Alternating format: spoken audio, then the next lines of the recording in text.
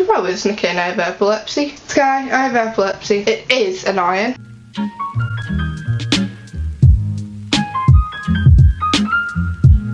Hi everybody, it's Carla here, and today I'm joining Sky.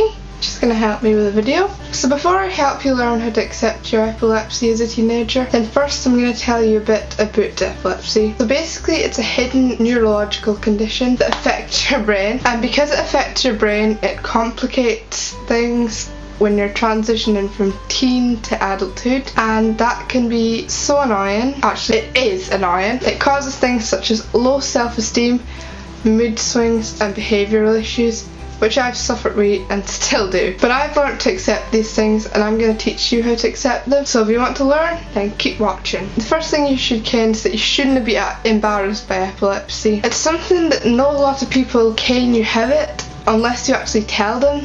So for example, Sky, she probably doesn't ken I have epilepsy. Sky, I have epilepsy. Okay, I'm so cringy. Let's just pretend it never happened, right? Yeah. Okay, anyway, moving on.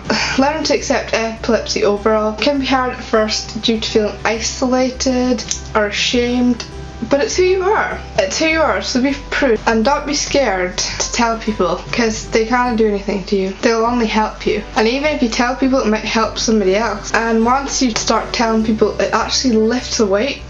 That's what I found, and it really starts to help you accept the whole condition as a whole and learn that people can't break you down. But that's just the main thing you need to accept. There's still bits and pieces that I'll link together that you need to accept, and it is a journey. The journey of acceptance. Is that even a thing?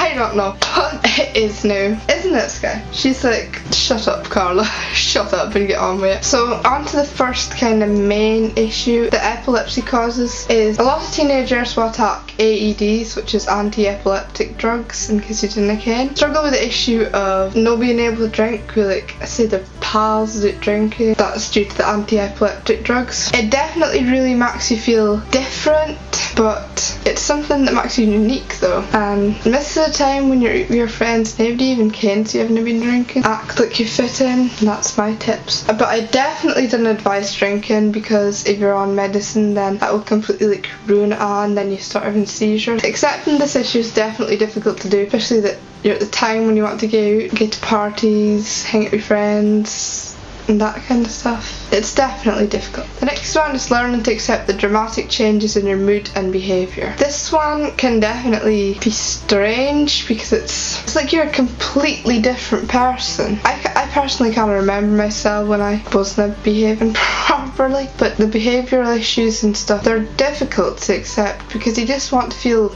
regular, if you get what I mean. And low self-esteem as well. It stops you wanting to go outside, it stops you wanting to do regular things such as go to the shop and feel horrible about yourself or not good enough, and it's just in your brain. It's just part of the horrible illness, isn't that right?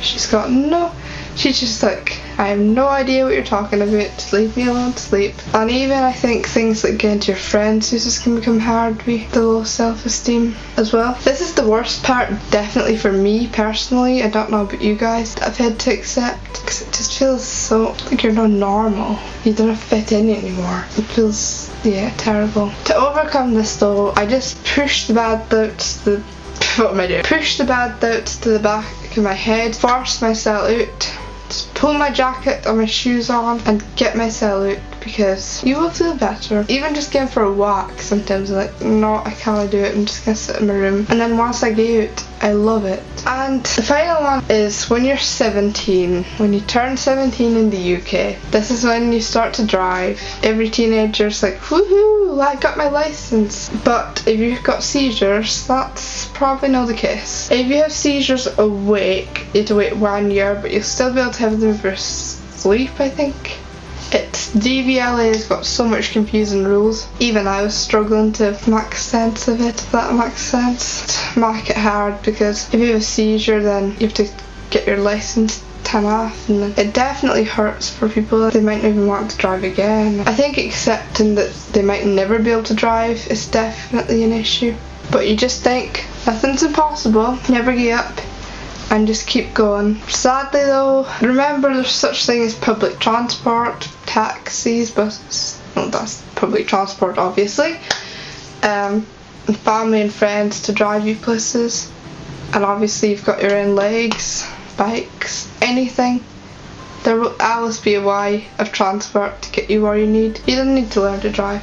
Plus cars is really costly apparently. So sometimes it's just better to think on the optimistic side, like you'll be saving money. Remember, a time in life for everything will come. So really, to close this off, accepting epilepsy can be hard, especially when you're a teenager and you're moody and everything like that. But you just have to take the time to learn to accept that things might change, they might not. But everybody's different obviously. This is just kind of speaking from my experience about everybody else, if that makes sense. But it really does just depend. It just depends on everything. Accepting it is definitely hard, especially when you don't care what people will think.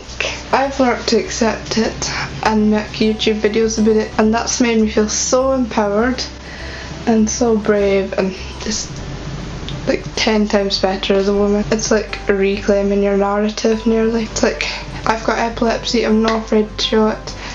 Everybody needs to not be afraid. I don't know if this video helped at all. So if you want any more epilepsy videos, then leave your suggestions down below. And so I hope you enjoyed today's video. If you did, hit the like button, subscribe and hit the notification bell to be notified when I post new videos like this. Thank you for watching. I'll see you in the next one. Bye! Oh, I forgot to say, I'm going to put some resource links in the description down below. So if you want to check them out, that would be amazing.